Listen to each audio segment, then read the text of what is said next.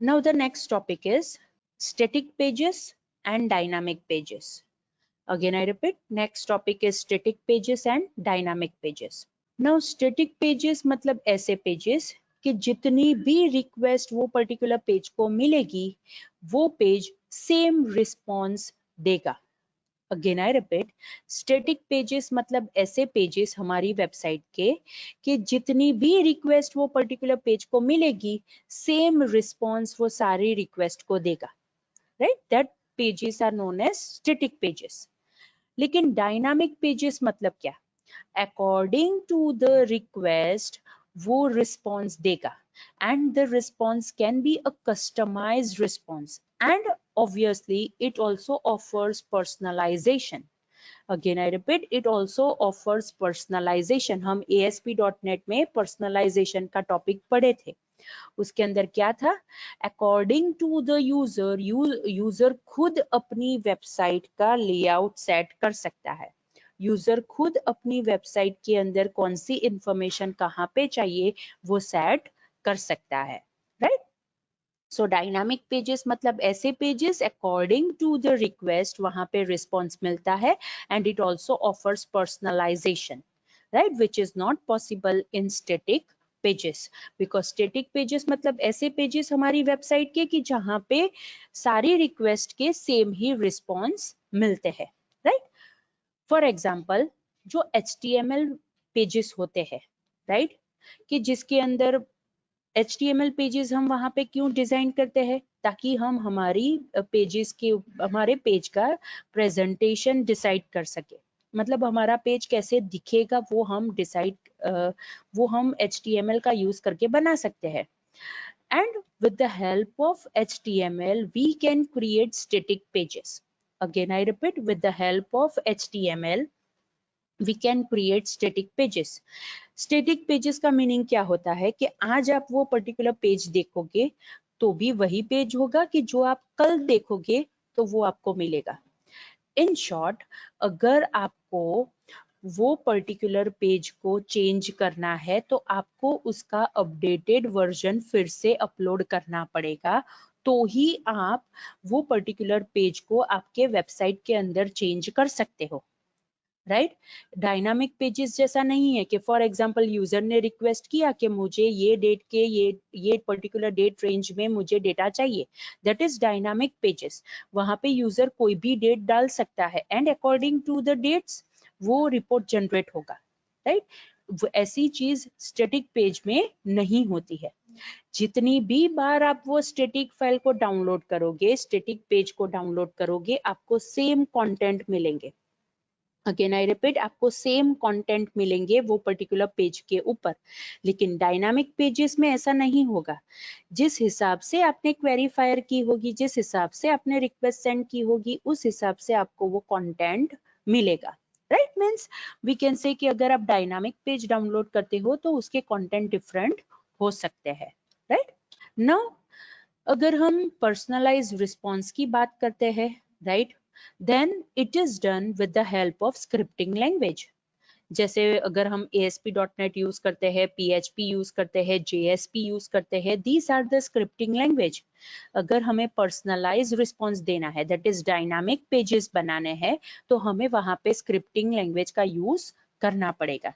In short we can say कि अगर हम हमारी वेबसाइट बनाते हैं तो वेबसाइट के अंदर हम जो भी पेजेस बिल्ड करेंगे वो HTML code plus scripting language दोनों चीज से उसके अंदर बनेंगे तो ही वो डायनामिक पेजेस बनेंगे. अगर ये दोनों चीज उसके अंदर इंक्लूड नहीं होगी तो वो डायनामिक पेज नहीं बनेंगे.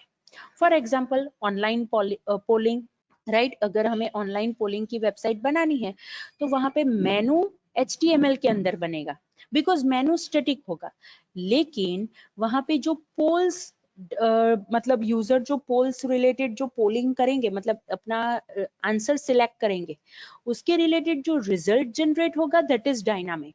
बिकॉज वहां पे कौन सा यूजर कौन से पोल के ऊपर क्लिक करता है, मतलब कौन से आंसर के ऊपर क्लिक करता है, it depends and according to that the result is generated. Right? सो एक ही वेबसाइट के अंदर, एक ही पेज के अंदर हम दोनों चीज यूज कर सकते हैं, that is HTML as well as the scripting language.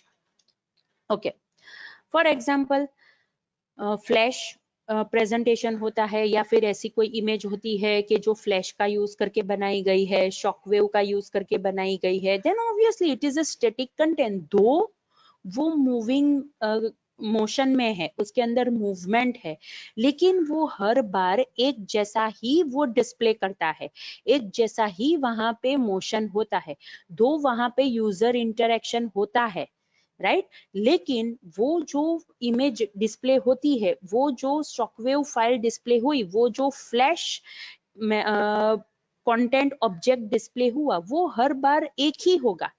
That's why it is considered as a static content, right? दो वहां पे यूजर इंटरेक्शन होता है फिर भी, right? Now advantages and disadvantages of static page।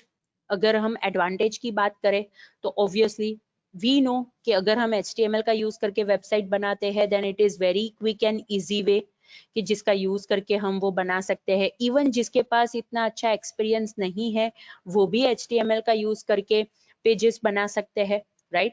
That is the first advantage. Second advantage ये है that it is cash friendly. Cash friendly का मीनिंग ये होता है कि जब भी आप वो पर्टिकुलर पेज को एक्सेस करोगे, एक बार आपने वो पेज को एक्सेस किया है और वो पेज अगर आपके कैश मेमोरी में प्रेजेंट है, दैट इज ब्राउजर की कैश में वो प्रेजेंट है, तो नेक्स्ट टाइम आप जब भी वो पेज के रिलेटेड रिक्वेस्ट सेंड करोगे तो वो कैश में से वो रिस्पॉन्ड दे देगा। इट मीन्स उसका परफॉर्मेंस अच्छा होगा बिकॉज हर बार उसे सर्वर को कांटेक्ट करने की जरूरत नहीं है, right? So these are the two advantages of static pages. As I always say, every coins have two sides. So advantages है तो disadvantages भी होंगे, right? अगर बहुत बड़ी वेबसाइट बनाते हैं और पूरी वेबसाइट स्टैटिक बनाएंगे then obviously it is difficult to maintain. For example, आप ऑनलाइन शॉपिंग की वेबसाइट बनाते हो और आपकी वेबसाइट के अंदर या फिर आपकी कंपनी के अंदर 1000 प्रोडक्ट्स है और वो सारी 1000 प्रोडक्ट्स को आपको स्टैटिक पेज का यूज करके डेमोन्स्ट्रेट करना है, डिस्प्ले करना है, तो आपको 1000 पेजेस तो सिर्फ आपकी प्रोडक्ट्स रिलेटेड बनाने पड़ेंगे, right? So this is the thing, जैसी जितनी वेबसाइट बड़ी होगी it is very difficult to maintain in terms of static pages. Next, it is difficult to keep consistent and up to the date. मैंने आपको पहले ही बताया कि अगर आपको स्टैटिक पेज को चेंज करना है तो आपको वो पर्टिकुलर स्टैटिक पेज का नया वर्जन अपलोड करना पड़ेगा, तो यूजर वो अपडेटेड वर्जन देख पाएंगे। लेकिन अगर आप अपडेटेड वर्जन अपलोड ही नहीं करोगे तो कोई भी यूजर उसे नहीं देख पाएगा, राइट?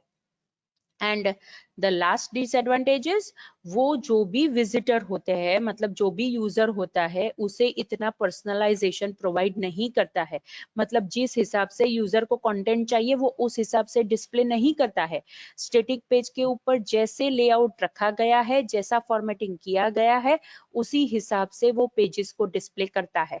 वहां पे पर्सनलाइजेशन, कस्टमाइजेशन जैसा कुछ भी होता नहीं है, right? So students, these are the advantages and disadvantages of static pages. Likewise, dynamic pages के भी advantages and disadvantages है। अगर हम डायनामिक पेज का एडवांटेज रिलेटेड बात करें, obviously it is highly personalise. हम डायनामिक पेज का यूज करके बहुत ही highly personalise and customise website बना सकते हैं, राइट? कि जहाँ पे यूजर को जिस हिसाब से जो कंटेंट चाहिए उस हिसाब से वो प्लेस के ऊपर यूजर वो कंटेंट रख सकता है। सेकंड, हम डेटाबेस को उसके साथ इनकॉर्पोरेट कर सकते हैं, राइट? ताकि जो भी पर्सनलाइज एक्सपीरियंस है वो और भी अच्छा हो। बिकॉज अगर डेटा डेटाबेस में से आते हैं इट मीन्स के वहां पे डायनामिक डेटा आएंगे। जैसे मैंने अभी आपको वो रिपोर्ट का एग्जांपल दिया कि पर्टिकुलर रेंज में वो रिपोर्ट, डेट रेंज में वो रिपोर्ट चाहिए, तो वो क्वेरी फायर करेंगे डेटाबेस के अंदर और डेटाबेस जो रिकॉर्ड फेच करके देगा उस हिसाब से हम यूजर को डिस्प्ले करके देंगे, राइट? नेक्स्ट इज, हम डिफरेंट वेज में भी इंफॉर्मेशन को डिस्प्ले कर सकते हैं। अगर यूजर को रिपोर्ट टेबुलर फॉर्मेट में चाहिए तो उस हिसाब से हम डिस्प्ले कर सकते हैं। अगर यूजर को वो पर्टिकुलर इंफॉर्मेशन चार्ट के फॉर्मेट में चाहिए, ग्राफ्स के फॉर्मेट में चाहिए, तो हम उस हिसाब से भी वो इंफॉर्मेशन को डिस्प्ले कर सकते हैं। Because only the thing is that we need to run the script, हमें स्क्रिप्ट ही रन करनी है, राइट। इन शॉर्ट अगर हमें स्क्रिप्ट आती है तो हम उस हिसाब से वहां पे कोडिंग करके हम वहां पे इंफॉर्मेशन को डिस्प्ले कर सकते हैं, राइट। और अगर हम डायनामिक पेजेस का यूज करते हैं then we can create an illusion कि हम हर रोज मोर प्रिसाइज हम रेगुलरली हमारी इंफॉर्मेशन को अपडेट कर रहे हैं, राइट। हम ऐसा इल्यूजन भी यूजर को क्रिएट करके दे सकते हैं, राइट, ताकि यूजर को ऐसा लगे कि ये पर्टिकुलर वेबसाइट के ऊपर तो हर बार अपडेटेड ही इंफॉर्मेशन होती है, right. So these are the advantages of dynamic pages. Obviously, it also has disadvantage, right? So dynamic page का disadvantage क्या है? First, कि जो पर्सनलाइज पेज होते हैं वो कैश फ्रेंडली नहीं होते हैं, वो ब्राउजर की कैश के अंदर स्टोर नहीं होते हैं, बिकॉज कैश मेमोरी में ऐसी ही चीज हम स्टोर कर सकते हैं कि जो स्टैटिक है, जो कभी बहुत फ्रिक्वेंटली चेंज नहीं होगी, वैसी इंफॉर्मेशन हम कैश के अंदर स्टोर कर सकते हैं। लेकिन अगर हम डायनामिक पेजेस की बात करें तो वहां पे तो ऑब्वियसली पेजेस चेंज होंगे according to the user request, right. So dynamic pages are not cache friendly, right.